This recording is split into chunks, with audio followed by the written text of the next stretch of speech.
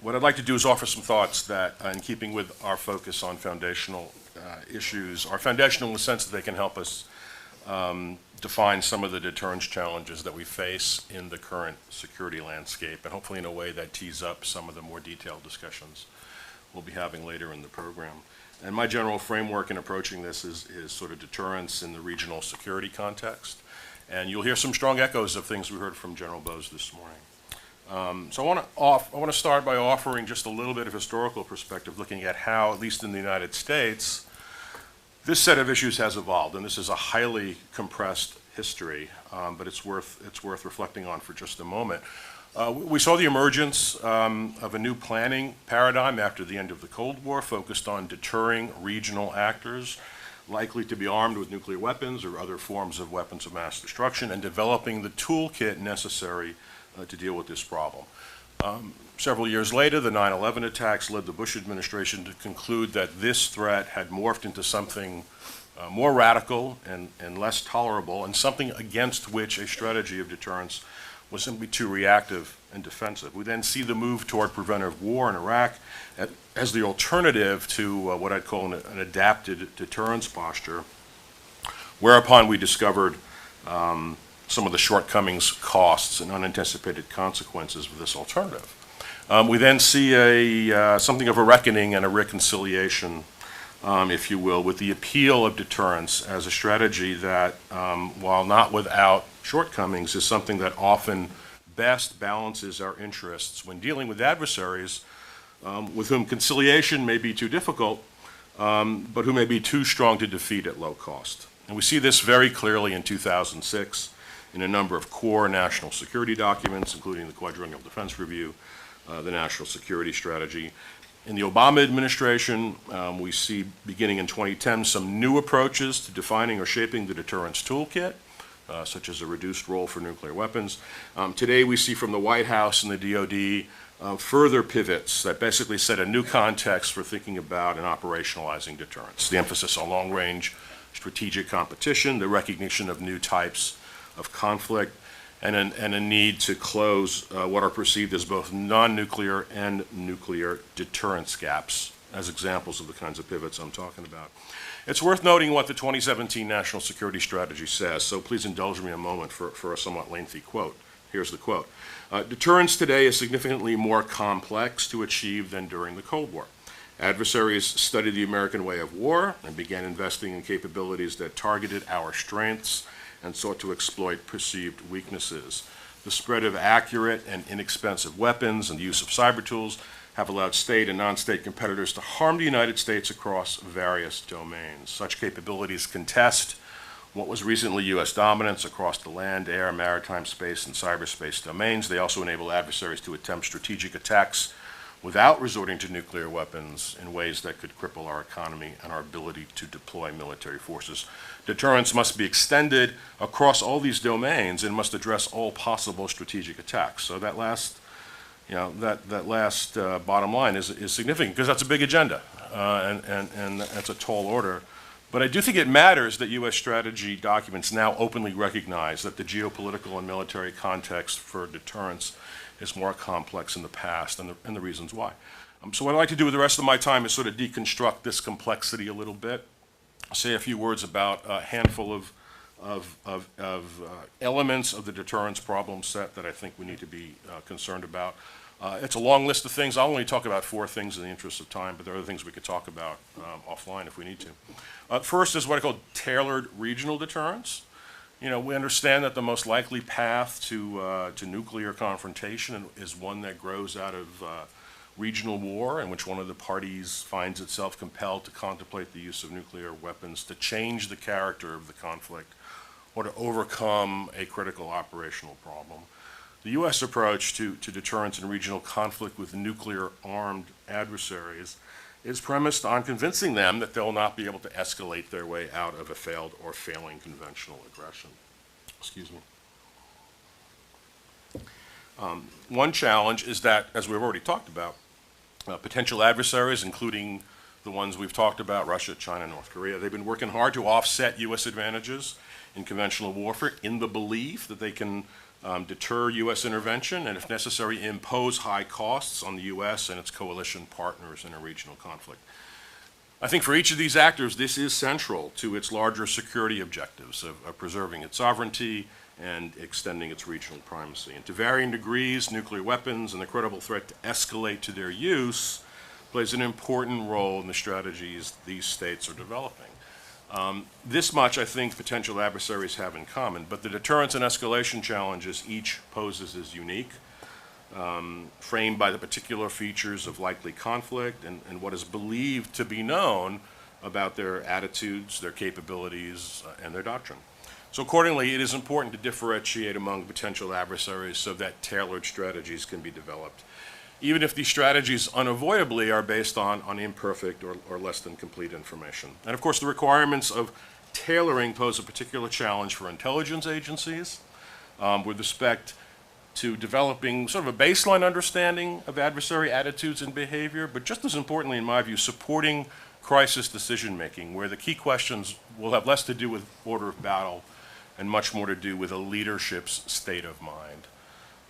So beyond the intelligence challenge, I think a number of important questions arise that can be asked of each of these adversaries in a particular way. How best to deter an adversary who believes that it can dominate a process of conventional and nuclear escalation? When deterrence of war has failed, can conventional campaigns succeed without triggering nuclear use? What are the linkages between the conventional and nuclear dimensions of crisis and conflict, and how do these shape deterrence? How well do capabilities and operational concepts support the goals of multiple tailored deterrence strategies? Those are not easy questions. The 2018 Nuclear Posture Review provides some answers to some of these questions.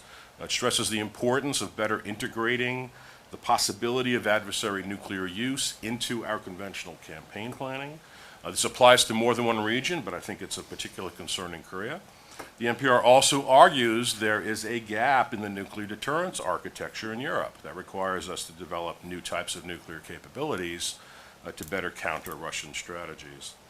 Second topic I want to address is what I'll call the challenges of integrating the deterrence toolkit. Now, some folks talk about this as cross-domain deterrence or multi-domain deterrence or simply as integrated strategic deterrence. There's a lot of what I call terminology theology at play here.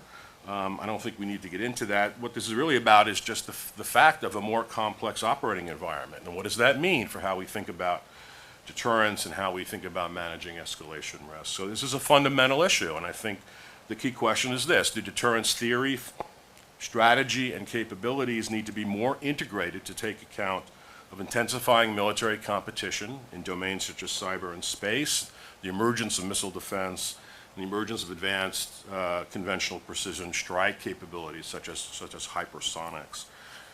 And what would this mean in practical terms for policy plans and programs? Now, practitioners and theorists, some of them in this room, have been wrestling with this question for about a decade.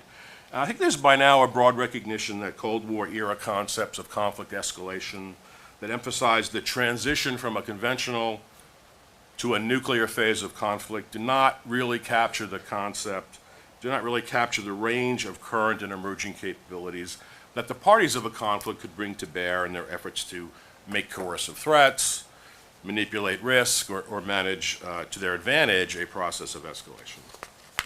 So if we could once conceive of escalation in relatively simple terms as a ladder with a few well-defined rungs, well, now I think we need to be trying to understand a more complex dynamic. Does this ladder now just have a few more rungs to reflect the emergence of new thresholds in what remains an essentially linear phenomenon? Or has the ladder morphed into something very nonlinear, suggesting a different model for how strategic crises could unfold?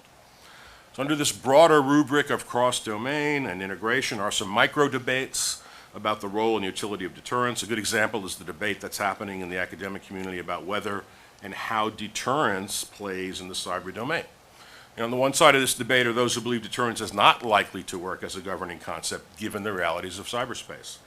On the other are those who argue that while deterrence is very challenging in this domain, given the ubiquitous and persistent nature of cyber activities, there are certain attacks an adversary might contemplate for which deterrence could and should work. Not surprisingly, I think these are the most egregious attacks we might think about, such as those that would be directed against major economic, financial, infrastructure, public health, nuclear command and control systems, things like that.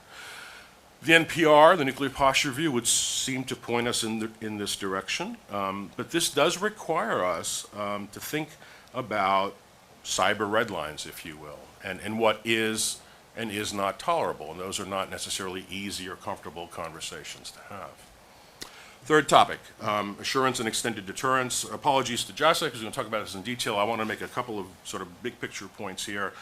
It is, of course, central to our deterrence belief system that extended deterrence, relationships strengthen regional security, support our global non-proliferation objectives. So even if we occasionally hear rhetoric that seems to call these relationships into question, I think this remains and will remain a pillar of deterrence policy, and certainly the Nuclear Posture Review affirms this. That said, I think the context for assurance and extended deterrence continues to shift in some important ways, and figuring out how to adapt our approach to those shifts is an ongoing challenge.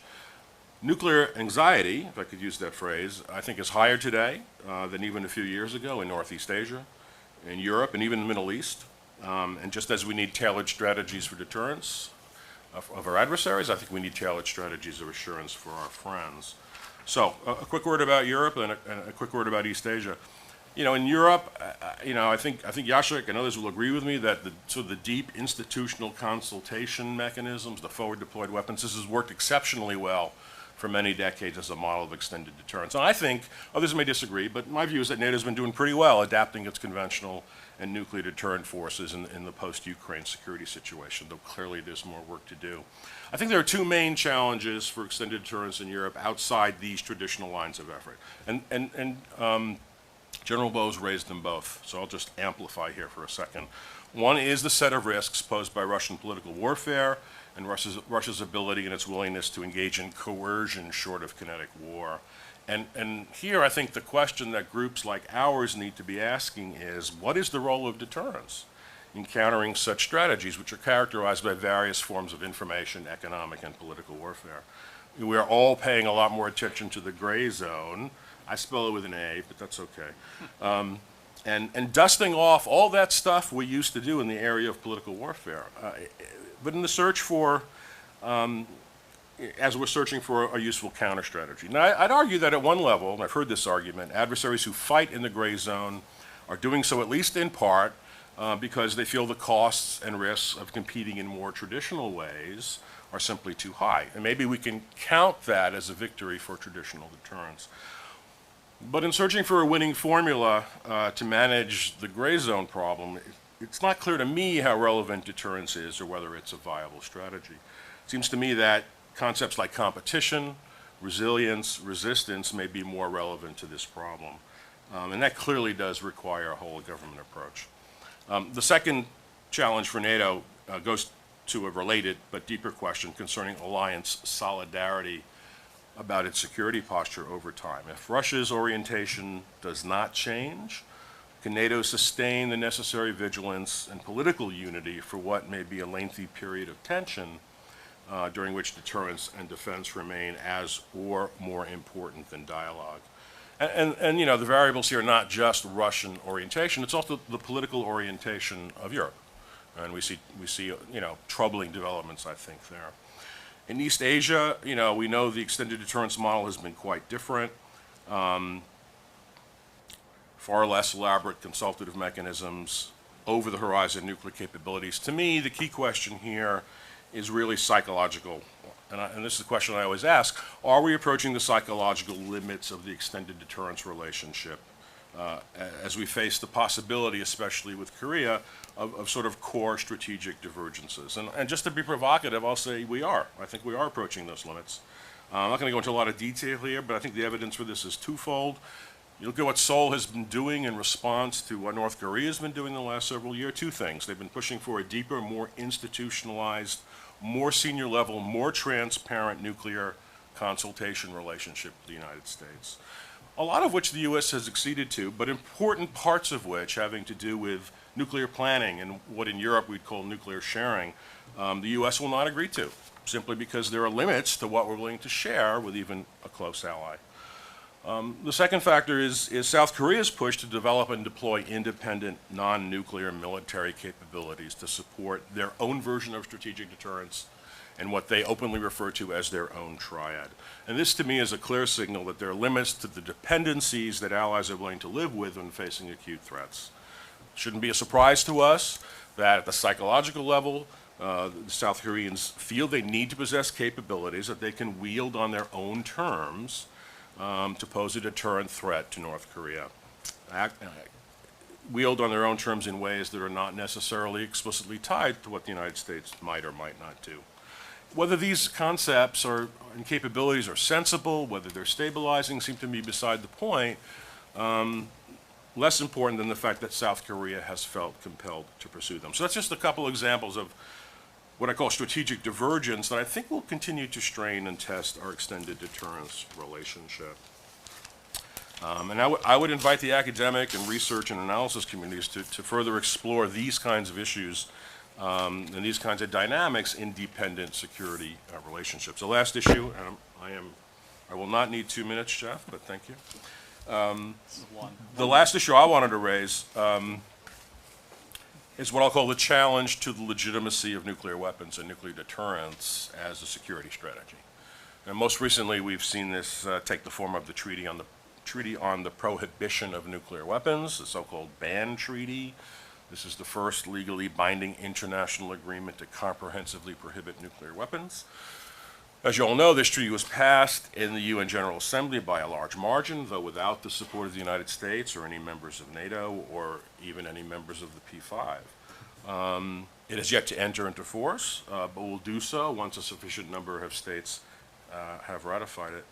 While the treaty does not actually constitute a ban, but a commitment to negotiate a convention that presumably will contain detailed provisions for the verifiable elimination of nuclear weapons, its drafters and its supporters clearly aim to use its passage in the UN to pressure governments, principally democratic governments, to adopt or deepen anti-nuclear policies and catalyze the further stigmatization of nuclear deterrence, to include extended nuclear deterrence relationships. And statements by leaders of the ban movement have been open about targeting cooperation between nuclear-armed states and their allies. And my final thought is this: whether and how states and alliances that have made the choice to deter extreme threats to the possession of nuclear weapons will mobilize to defend this choice will be a key factor in determining the future of deterrence. And I'll stop there. Thank you, Jeff.